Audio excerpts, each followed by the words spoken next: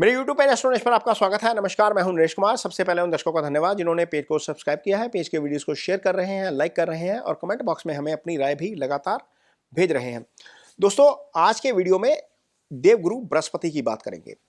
ये साल का सबसे बेस्ट गोचर होने जा रहा है इस 2026 का।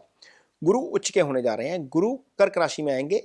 ऐसा इवेंट 12 साल बाद होता है क्योंकि गुरु का जो राशि चक्र है, गुरु एक साल में राशि पूरी करते हैं, 12 साल बाद घूम के अपनी कर्क राशि यानी कि जो उच्च राशि है वहां पर आते हैं। तो इस साल ये अच्छी चीज होने जा रही है, ये ब्लेसिंग वाली चीज है, बहुत सारी राशियों के लिए ब्लेसिंग वाली चीज है। गुरु कर्क में आएंगे 2 जून को। हालांकि गुरु एक साल में एक राशि पूरी करते हैं, लेकिन चूंकि गुरु इन दिनों शीघ्रगामी गति से चल रहे हैं, तो अल्टीमेटली क्या होगा, गुरु इसी साल में 31 अक्टूबर को सिंह में आ जाएंगे दोबारा।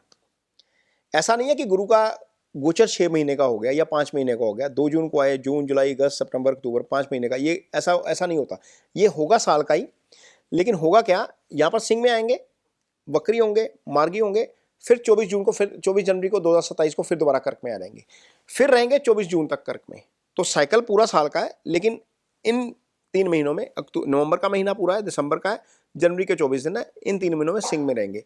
लेकिन टोटल कर्क राशि में ही 9 महीने रहेंगे। तो यहां पर गुरु के इस गोचर का क्या फल होगा, इस पे विचार करेंगे। लेकिन गुरु का जो गोचर होता है वो 5 राशियों के लिए अच्छा होता है। और ये जो वीडियो आप देखेंगे, इस वीडियो को आप देखेंगे चंद्र कुंडली के लिहाज से। गुरु का गोचर कुंडली में दूसरे भाव में, 5वें भाव में, 7वें भाव में, 9वें भाव में और 11वें भाव में अच्छा होता है। गुरु इतने इंपॉर्टेंट ग्रह हैं, आपकी कुंडली में 12 भाव होते हैं। दूसरा भाव धन का भाव होता है, उसके कारक गुरु हैं। 5वां इजी गेंस का बुद्धि विवेक का भाव होता है, उसके कारक गुरु हैं। हायर एजुकेशन का ये भाव होता है, उसके कारक गुरु हैं।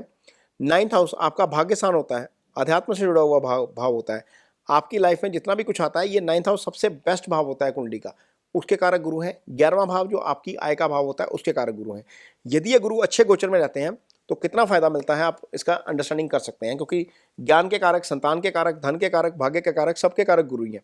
तो गुरु का ये गोचर 12 राशियों के लिए कैसा फल लेकर आएगा, इस वीडियो में इसके ऊपर चर्चा करेंगे। तो बने रहिए इस वीडियो में, लगातार अंत तक आपको आपकी राशि के बारे में सब कुछ बताया जाएगा कि कहां पर गुरु की दृष्टि आएगी, किसके लिए फल अच्छा रहेगा, किसके लिए फल खराब रहेगा। ये 12 राशियों के ऊपर, इसके ऊपर चर्चा करेंगे। तो आपने देखा कि गुरु कितने इंपॉर्टेंट ग्रह हैं आपके लिए। अब देखेंगे कि कर्क राशि के जातकों के लिए गुरु का ये गोचर किस तरह का फल देगा।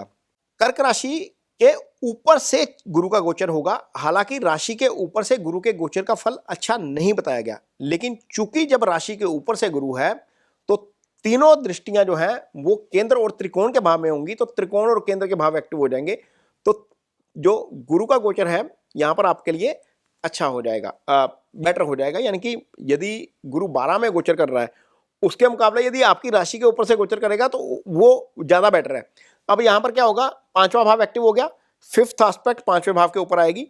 5वें भाव के ऊपर गुरु की दृष्टि का मतलब है कि 5वां भाव बुद्धि विवेक का भाव है, 5वां भाव संतान से जुड़ा हुआ भाव है, 5वां भाव आपकी हायर स्टडीज का भाव है। यदि आप स्टूडेंट हैं तो आपको हायर स्टडीज से जुड़ी चीजें जो है वो वहां पर आपको थोड़ा सा फायदा होता हुआ नजर आएगा। कुछ लोग एग्जाम भी देंगे इस अवधि के दौरान हायर स्टडीज के। कुछ लोगों को जो है वो नई क्लासेस में जाना है आगे जाकर, क्योंकि जून के बाद ये होने जा रहा है। तो अल्टीमेटली हायर एजुकेशन में ये हेल्प करेगा, डिसीजन मेकिंग में ये हेल्प करेगा। जो लोग स्टॉक मार्केट का काम करते हैं उनको ये हेल्प करेगा, क्योंकि इजी गेंस का भाव होता है।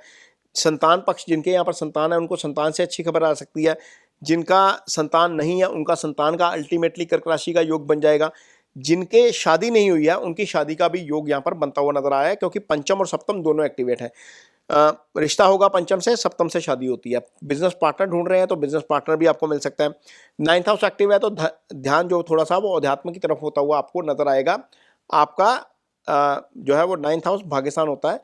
यहाँ पर आप जो है वो भाग्यस्थान के आपको फल अच्छे मिलते हुए नजर आएंगे। रुके हुए काम आपके बनते हुए नजर आपको आ सकते हैं। कर्क राशि के लिए वैसे भी जो है वो शुक्र, बुध, गुरु जो है वो आपके मित्र होते हैं, क्योंकि 9th हाउस के लॉर्ड है। तो 9th हाउस आपके लिए अच्छा फल करेगा। कुल मिलाकर 3 भावों के फल आपके लिए भी अच्छे हो जाएंगे कर्क राशि के जातकों के लिए। यदि आपकी कुंडली में गुरु की स्थिति कमजोर है तो गुरु की स्थिति को इंप्रूव करने के लिए कुछ रेमेडीज शास्त्रों में दी गई हैं, तो वो रेमेडीज जरूर करनी चाहिए। मान लीजिए आपका गुरु राहु केतु एक्सिस पे है, गुरु लगन कुंडली के 6ठे 8वें 12वें में पड़ा हुआ है, गुरु शनि मंगल से पीड़ित है, या गुरु खराब स्थिति में है, रेट्रोगेशन में है, अस्त है ना, तो आपको गुरु की रेमेडीज जरूर करनी चाहिए। तो गुरु की सबसे अच्छी रेमेडीज क्या होती है? अपने टीचर की रिस्पेक्ट करिए, सबसे अच्छी रेमेडी, क्योंकि गुरु है ना वो। दूसरा गुरु की रेमेडी होती है, गुरु ज्ञान के कारक हैं। तो किसी एक बच्चे को आप स्टडी में हेल्प करिए, कोई मैटर नहीं करता कि आप किस तरीके से हेल्प कर रहे हैं, आप उसको अपनी नॉलेज शेयरिंग के रूप में भी कर सकते हैं। कोई बच्चा मान लीजिए को पढ़ना चाहता है, उसको आपके पास समय है, आप उसको एक सब्जेक्ट में असिस्ट कर सकते हैं, कुछ भी कर सकते हैं। 10 रुपए की पेंसिल लेके दे सकते हैं, स्कूल का बैग लेके दे सकते हैं, स्कूल की यूनिफॉर्म लेके दे सकते हैं, स्टेशनरी लेके सकते हैं, या उसकी स्टडी में हेल्प कर सकते हैं। ये गुरु का ही काम है। किसी को ज्ञान देना, किसी को ज्ञान में हेल्प करना, ये गुरु का काम है। तो ये रेमेडीज आप कर सकते हैं, ये इजी रेमेडी है जो आसानी से की जा सकती हैं। अदरवाइज गुरु के जो मंत्रास होते हैं, ओम ब्रह्म बृहस्पताय नमः, उसका जप किया जा सकता है, 1 माला डेली करिए, वो आपके लिए अच्छा है। पीली वस्तुओं का दान किया जा सकता है, पीले फूल दान किए जा सकते हैं, पीला कपड़ा दान किया जा सकता है, ये गुरु की रेमेडीज होती हैं।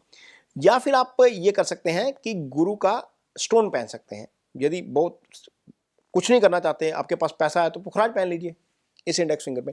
लेकिन पुखराज तभी पहनिएगा यदि आपकी कुंडली में गुरु 6, 8, 12 में नहीं बैठे।